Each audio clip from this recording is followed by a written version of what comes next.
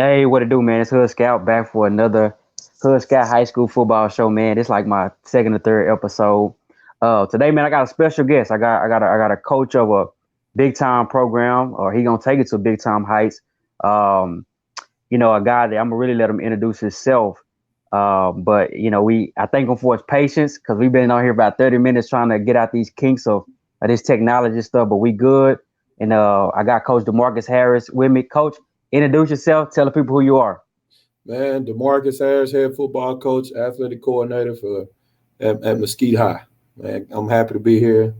Hood Scout does a lot of good things, a lot of exposure for our kids. So whenever he asks me to do something, it's a good chance I'm gonna get it done. Okay. Let's go from the beginning. If people don't know, your story was on CBS. I think I want to say Keith Russell did that story. Hope I Mm-hmm. didn't butcher his name, but he did that story and just talked about some of those hardships you had to overcome. When, at what age or what period of time did you know you wanted to go into coaching? Well, man, I've kind of been a coach my whole life. I was kind of the guy that, what little bit of rough life that we had, I was the guy that kind of held it all together and took care of everybody. I was usually the level-headed one.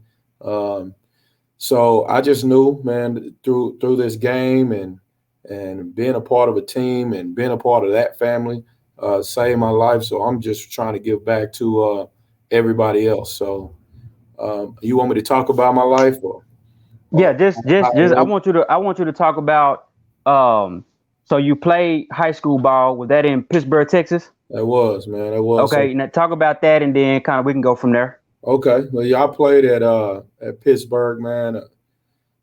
We started struggling about middle school. Drug epidemic hit the town, hit my family hard. My mom, my stepdad, my dad was incarcerated. I think he got locked up when I was 9 years old.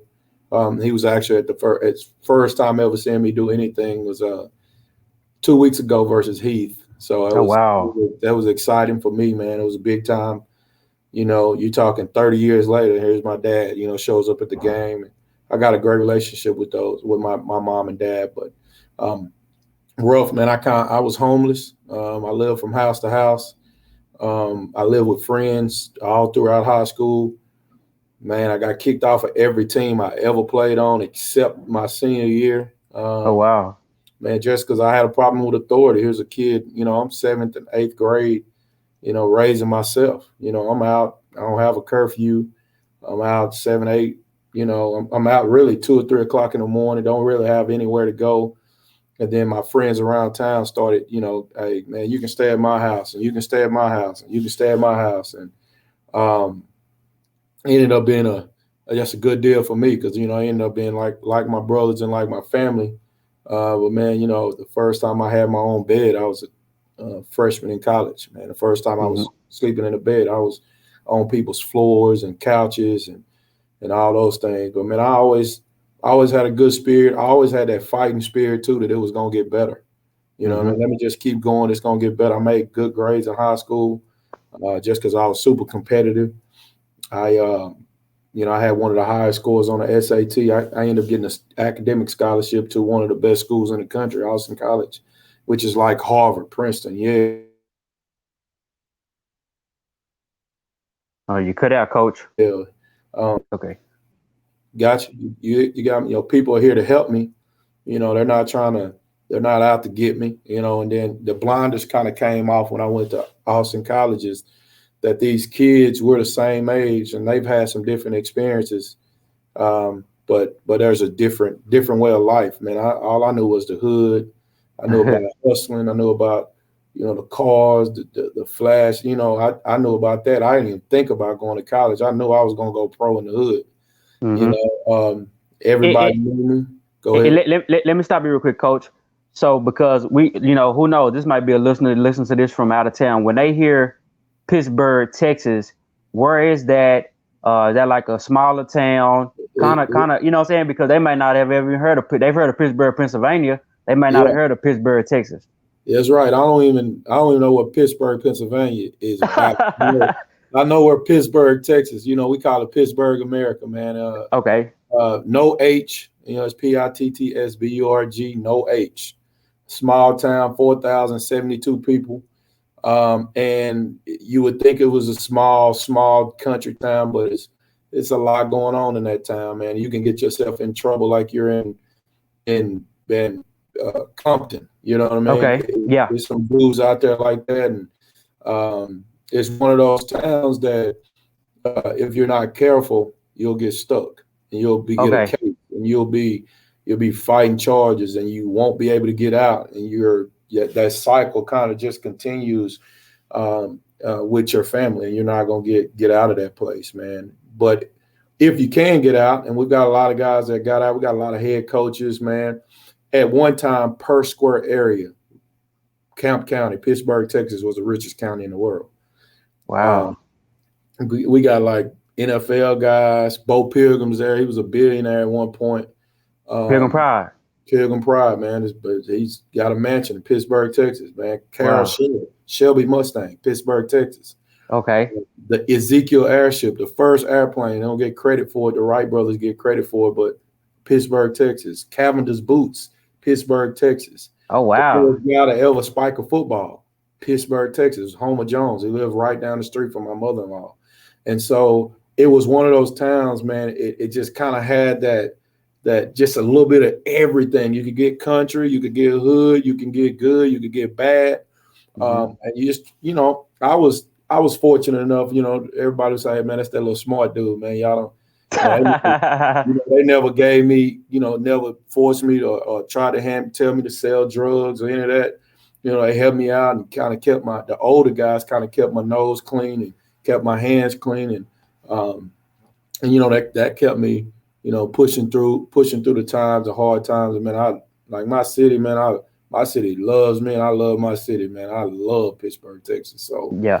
And I think like people like you just talked about them people, they're gonna talk about you like that, coach. When you win your state championship, they're gonna say, Coach DeMarcus Harris, he's from this town. They're gonna speak of you. I believe that. So coming from a rough area, and I'm sure many of our students, our athletes know what that's like, whether you be, I don't care if you're from South Dallas to Compton to wherever, you had to overcome some challenges like a lot of our youth have to do. So that leads up to, like, say, high school. You got an academic scholarship to Austin College. So from that period, kind of take us from that Austin College. You come from the struggle. The OGs looked out for you. When you kind of got to Austin College, what was your mindset and what was your trajectory from there? Man, you wouldn't believe this. I've been around hustling, guns, gangs, thugging. Man, the most afraid I ever been in my life is when I went to Austin College because everybody was so different. Okay. Nobody was like me. And it's easy when everybody you're around are like you, but what about when these dudes are just different and they looking at life different? So that was different for me, man. But I knew if of course I played football there too, man. I was first team all conference, 30-30 in the nation in tackles. Okay. I mean, dominating the game. What position? I played Mike linebacker, man. Okay, so, Mike linebacker. Yeah. So I just balled out and was around some good coaches, around some good men. My roommate, man, was a preacher, man. He wore a suit and tie to school every day. You know what I mean? So I got to see how he ironing his shirt, slacks on, man, nice shoes every day. Man, Chris Moore, and I still talk to him today, man. He's a preacher down in Houston at one of those mega churches. I had David Aird, who's a business major that also speaks 2 or 3 different languages. Those guys, we were brothers too. African American kids, and just seeing those guys. And we had a kid from Africa, man. We kind of Mustafa Jin, and then we had Adiruf Adimani, who was from India. But just being around those guys, same age, we're all different, but man, we always just trying to get out and bet our lives and bet our families, man. So, college was rough. You talking about me? I put myself through college. Nobody sent me. Okay. Nobody bought me books. Nobody paid my tuition. Nobody helped me with my apartment. Nobody, I did it on my own, man. I figured out ways to, I'd go back home and work and all those things. So just figured out a way to get through. And did it get tough? Yeah, man. But you know, I like tough, and when it, you Yeah. know, hard, I'm 100% okay with it. I'm not uncomfortable. Yeah. Cool with that. Like if it's too easy for me, I think, oh man, something's about to go on. So, Yeah. but just grinding through that, man. I graduated from Austin College. Man, my first job was at DeSoto East Middle School. Uh-oh. Now what look, two things, coach. Even going back to high school a little bit, you didn't have a coach or anybody that was willing to help you, number one, and then number two, at what age did that first small break come throughout the college My when you went to my DeSoto? my senior year, I did, man. The head coach Gary Luttrell, he gave me another chance, let me on the team. He told me I had to work, so I had to work Okay. for this guy that becomes my mentor, who's a millionaire down in East Texas. He becomes my mentor. He was a professor at the college, you know, and he would just pour into me, and it worked the heck out of me too. Okay. He had a farm with 400 or 500 acres and cows and all that. Man, I wasn't into that. You know, I'm from the country, but I really wasn't into that. But Oh being around him, just seeing him, and he gave me a check every day. He bought me lunch. wow. He bought me lunch, and then I worked for him on Saturday. So he'd buy me lunch. He paid me $10 an hour. You know, Okay. I'd get done with football, watching film, and I was straight out to his spot. My head coach would drop me off at his spot. Okay. And I would work, man. I get there, and he's an older guy, man, probably 60, 70 years old. He working hard. So I'm like, man, I can't let this man outwork me. But Mm-hmm. he was teaching me those life lessons too. Teach me like, man, I'm gonna be here for you, man. You can do this. You can change your family's life. Jim Archer, man, I call him, and his wife is awesome, man. They're good people, and they sent me money through college more than my people did, man. And so, Okay. and then Tim Ender, man, he's down, and I think Coach Ender's down in East Texas somewhere.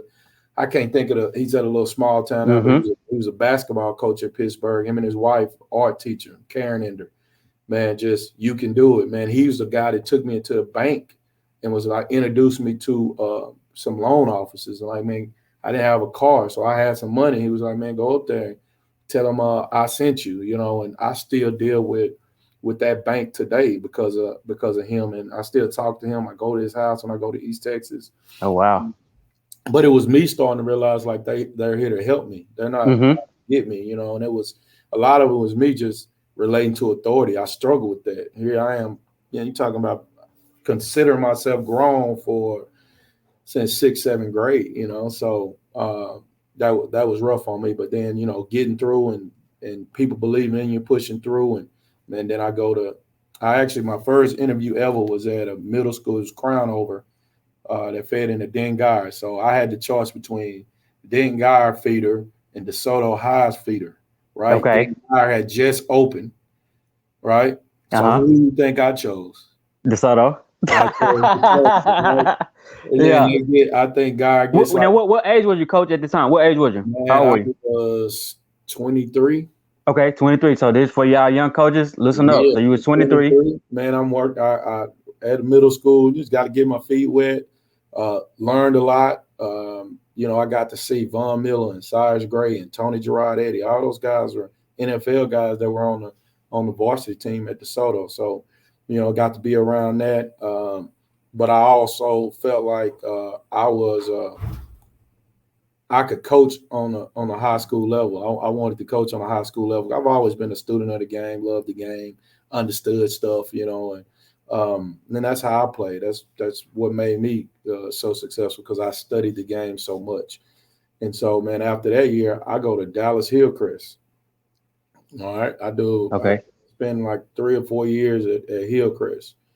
You're talking about picking kids up, cooking, getting the kids haircuts, Mm-hmm. feeding kids, but I just remember making runs to the bus station to go get kids and get them to practice. Man, I left there and went to Little Elm, become the defensive coordinator at Little Elm with Donald Stowers. His son is Eli Stowers, the quarterback that was at Guard. Oh yeah, I got you at A&M now, if I'm not mistaken. Exactly. And then the running back was Ashomadi. He was Cobb. He was the running back at Guard. His daddy was the OC. And Mm-hmm. so I was at Little Elm. I stayed in Little Elm. I was driving from Mansfield to Little Elm. You talking about Ooh, 2 what was that, hours like a there? 40?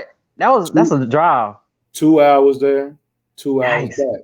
You Okay. know, What and then during this time period, you're young, you're still in the mid-20s, coach. What is your thinking as a coach? How do you feel? Do you feel like, man, I'm finna move up these ranks? Do you feel like, oh man, I need to catch a break? Like, what's the mindset of you in your 20s? I think that's was that your third job, right? third job. But I I'm was like, thinking, man, you got what's to your think mind? about me. I'm still thinking like I'm a street dude. Okay. You know what I mean? Like, Mm-hmm. okay, yeah, I'm just doing this, but I'm a street dude. You know what I mean? Like, so I leave Little Am, and this is really what changed my way of looking at athletics and coaching, man. I got with Carlos Lynn, Okay. Stephen Halford, and Vincent Green. I got with those guys at Seguin, Arlington Seguin. Now, Say those names again, coach, because whoever did those men deserve the credit. Say their name one more time. Carlos Lynn is a head football coach at City Hill High School. Stephen Halford was his OC. He passed away a couple years ago. And Vincent Green, who's my assistant head coach now, were at Seguin. So these were African American men that they were doing it the right way. When I got with those guys, I was like, man, they're passionate about helping kids, and that's what I've always wanted to do too. But they were passionate about helping kids, and they went the extra mile, and we picked kids up, and we just wanted to make sure kids were doing stuff right, man. And Mm-hmm. so I'm with them for 4 years, and I get to watch Carlos Lynn work, man. You talking about just gonna do stuff right, Yeah. so everything, and Coach Harris said, it ain't got to be like this. You can. You're a great coach. You got a great mind. You're a grind. I was a grinder, bro. Like Yeah. all I knew. Like I'm going to outwork everybody. Give me a job, it's done. I Yeah. got to break film down. If you need the film broke down, I got your film broke down. Like I was a linebackers coach. I had the film broke down on Tuesday, every game. By Yeah. formation, by personnel, by everything. And I'm handing it to the defensive coordinator. It's on his desk. It's done. You know what I'm saying? Like, you need Hold on, somebody. bro. You just dropped the nugget, man. And we got brother Ben. I see you tuning in, man. Yeah, this Coach DeMarcus Harris. So thank you for your comment. Uh, so what age are you? Were you breaking this film down? You're still a young assistant. You're a linebacker coach. Yeah, I mean that's a lesson to these young coaches who probably think they're doing a lot, coach. I've always like that. Nobody, people don't really understand a lot. Like, okay, Okay. let me go back to Hillcrest, right? During Hillcrest, you were taping ankles, you were setting up the field, you were the guy making the ice, you were the guy doing the water bottles, you were the guy taking the kids home. You did everything. Like, so you learned how to work. That's why I respect DISD so much, because I learned how to work. Okay. Like it was a straight. It wasn't no breaks. Like you are you looking around? No, it's you. You're the trainer. You're the water guy. You're the guy that's gonna help cut the grass. You're the guy that's gonna be teaching. So, learning how to work. And then I always felt like, well, I don't just want to be a rah-rah guy. I don't want to just be the hype man. I want to be this X's and O guy too. So, Okay. Oh. I'm talking about, man, I drew formations. I would fold up sheets of paper, man. I drew our defense versus every formation in the world. I'd make up Wow. formations. And how would I play this? How would I play that? And, and then so it started, just ringing in my head at times, man. And I wake up at 4:00 in the morning, like, hey, we need to do this. But, Yeah. and then so when I went to Little Am and I got a chance to be a defensive coordinator. And then I go to Seguin. I'm kind of cold, but man, everything that needs to be done is done. You ain't gonna have to worry about my group. My group gonna be on point. Just give me the guys and let me go to work. And that kind of carried on. Man, I leave Seguin. One of my college football buddies get a job. He gets the Richardson High job. Okay. And I want you to come. And we have been talking about this for 2-3 years, even when we were in college, like. And then up until my career. So we've been talking about it for 8-9 years. Like, man, I'm going to be a head coach. I want you to help me start my program. So Okay. I go to Richardson. Okay. I go to Richardson for literally summer and football season. Right. We go from last place in defense to first place in defense. Okay. With not a whole lot of talent, but Yeah. last place, we didn't win any games. right? Don't win any games. But I learned so much that year under him because he was super organized. He had a way of doing Mm. things, why we practice this, why, and he kind of Greg Pels kind of taught me the why behind everything. Why are you doing? Are you just throwing it out there? No. Why? He would ask me, Mm-hmm. no, why is that play number one, Coach Harris? Why is that play number two? Why is this play over here? Why is it where are you setting your drills up at? That changed my thing. That changed my mindset. Like, man, how you do anything is how you do everything. Like, Yeah, and that's one of your sayings. like it everything matters. Like how you break it out. Which hand are you breaking it out with? Right? Mm-hmm. I break it out with left hand, so your heart's in it. Just Okay. you're talking about going back to the minute things, right? So in January, Joey McGuire gets the Baylor job. He goes to Baylor as an assistant, right? Mm-hmm. Coach Lynn interviews for the City Hill job. Coach Lynn calls me. Now, mind you, I just left Seguin. I've been gone essentially 5 or 6 months.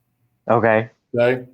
He calls me. Hey, man, I want you to be the defensive coordinator at Cedar Hill. I'm on the way. Right? Okay. So, So it's again, you was the yeah. assistant coordinator, and Uh-huh. then at the Cedar Hill. at the other school you was the defense coordinator, and then you got Yeah. the call from Coach Lynn. Uh-huh. So Okay. I go to Cedar Hill, man, following a legend. You know how Yeah. hard that was hard, man, following Joey McGuire. You talking about a great, just a wizard, great. He was just great for kids. He was great for African American kids. He did a good Yeah. job. Did a Yeah. great job with those kids. And man, here I am walking into we're the show. ESPN's there for a week. Hub was there for a week. You got cameras every day. You got 100 people watching practice. It was crazy. But I had been all those experiences that got me ready for the City Hill defensive coordinator job. I had a why, I had a reason, I had a way we broke it out. I had all that. I had juice, I had energy, I had been to it. So I understood like the work part of it. And so, man, we go over there for 5 years. We're top 5 in the state in defense. Okay. And the biggest accomplishment of all was every kid on defense, starter and backup, went to school. Oh wow. You're Oh talking wow. about just on defense in 5 years, 6 years, probably 70 or 80 kids that went to school just on defense. But that's Yeah. because we check grades. That's because I understood like everything, the vital things. Like let me make sure these kids are getting everything they need, and we're gonna go the extra mile, and we're gonna stay on top of their grades. And we already knew the colleges were coming. Let's get our kids ready. So we found places for our kids to play. You got to think on that staff, man. We had DJ Mann, head coach at Lubbock Coronado, Lance, Mm-hmm. Yep. head coach of Molina. And for a while, we had the head coach at WT White was there for a little bit. And the head coach that's at West Mesquite was there when we came in. He was the DN's coach. Man, so are these all on the Coach Lynn coaching tree? Like the dude from that's at West Mesquite that went to Mahia. He was with Joey. We were only Okay. together for about a couple of months. But spring ball, he got a head job. And so we were together for a little bit, you know what I mean? But those guys all knew Coach Lynn. Coach Lynn was a City Hill guy. So, man, a guy that was my safeties coach is the defensive coordinator at ETBU. I got Okay. a corners coach that's a defensive coordinator in Florida. I got another corners coach who's a principal. So you're talking about a lot of great minds, great men that I was around, able to help me, get to where I needed to get to. So it's Now, just a now blessing. when you got to Cedar Hill, coach, and you've had your experience at those other stops, what was what was something different there? Was it maybe the talent, maybe the players, or was it just pretty much similar to most of the other stops? No, man, it was completely different. It was the culture, man. Like it was Okay. a winning culture. Like the kids understood it, the community understood it. Like they don't have football banquets at City Hill, man. They have ring ceremonies. They don't have football Okay. banquets. So you're talking about like when you walk into the City Hill Fieldhouse, just the pictures on the wall, and the kids have been to college and NFL, and the gold balls and the state championships, and the weight room, and just all the powerlifting championships, and just Oh, you can wow. feel it. The tile is a different color. You can feel it when you walk into that place, man. And so I'm gonna do everything in my power to get this place just like that. Yeah. Everything in Yeah. my power. I will give out before I give up. I'll Yeah. follow there before I give up. We're gonna get our kids to the next level. We're gonna get our community to the next level, and we're gonna get kids to college, man. We're gonna help them change some lives. So um, I'm able to hire. I hired two guys that I coached at Seguin. You know what I mean? So you're talking about just a blessing. I got to hire Vincent Green, our coach, at Seguin. Yeah. And Coach. I want you to really talk about your coach staff in just a second, but I want to go back to that Cedar Hill thing. Everybody should know Joey McGuire. He won state championships at Cedar Hill. It's right on the stadium if you pass by on 67. Big and bright for you to see it. State champions when they won. He's at Baylor now, and he may even get a head coaching job at the next level. What was like a little nugget, or what was something you learned about him during that process? Well, Joey, man, he like last year on the state run, and he texts me every game. Okay. He had some good stuff, man, but he was just like, Joey's biggest deal is love the kids and they'll play for you. Okay. Care about the kids and they'll play for you. And so, that was right on time for me. I love the kids. I fight for them. I grind for them. I go grind for the kids. So I try to get them everything they need, everything they need to be successful. And then we hold them accountable, man. We stay at them and stay on them about grades and behavior and all that stuff. So that's that was kind of the biggest nugget, man. Is Joey worked out of love, like love for those kids. So they Okay. played hard for them. They played hard for me. Yeah, we should have. And a lot of people don't know this, but I followed Cedar Hill really close last year, and I wasn't really close to that program. As I got back into high school football, it's just the way fate have it. I think I got really invested with them. They had a big win over Alito last year. I think that was one of the first games. Yeah, And then about we held them November, man. we held them to their lowest point Yeah, total in the last yeah. 20 years. Yeah, Yeah, and that was a big win, man, because that was a big win if you follow Texas football. So I really got close to you guys around that November time, right before the playoffs. You had Caden Salter, who went on to go to the next level. So that y'all went to the state. Y'all went to state, and you was there for some years, defensive coordinator. Linebackers. Take me. Well, first off, I'm sure that was a great feeling, but take me into that moment of, okay, I'm ready to step in as a head coach. What was that like? I mean, man. I don't know what was that call? What was that process like? I always wanted to be a head coach. After I got with Coach Lee and them at Seguin, I was like, man, I want to be a head coach. Seeing those guys work, the way they do things and impacting the community and impacting kids. I was like, man, I want to be a head coach, man. I want to run a program. I want to help everybody I can help and do it my way. But I've had interviews probably the last 6 or 7 years for head coaching jobs, man. I never got any one of them. Is it okay to name a few of those schools on record, Coach? Nah. Oh no, if you don't want to, that's fine. No, that's fine. Yeah, that's cool. Hey, nothing wrong with that, Coach. Nah. You don't want to name. You don't want to Okay. name. Okay, that'll work. I didn't get any of those jobs, man. And head coaching, becoming a head coach it's you can go in the interview and kill the interview, and that don't mean that you're gonna be the guy. Wow. You know what I mean? It's like that because it's just. I mean, I don't know. It's just the way it is. So, but this year was different. We made a run. Sometimes I was seeking jobs. This time they were seeking me. Okay. And so I built relationships with everybody I come in contact with, and people were putting my name out there, and this guy's ready, and this guy's ready, and he's ready to be a head coach. And man, that was kind of the first time. Like I knew I wanted to be a head coach, but I felt like, man, I'm ready. Okay. You've seen The Last Dragon, right? Mm-hmm. The glow. I felt like I had the glow at that time, Okay. The Last Dragon. So, man, it just felt right. And Mesquite, the people, interviewing with them and talking to them, I was like, man, this is where I want to be. This is where I want to, I raise my family here.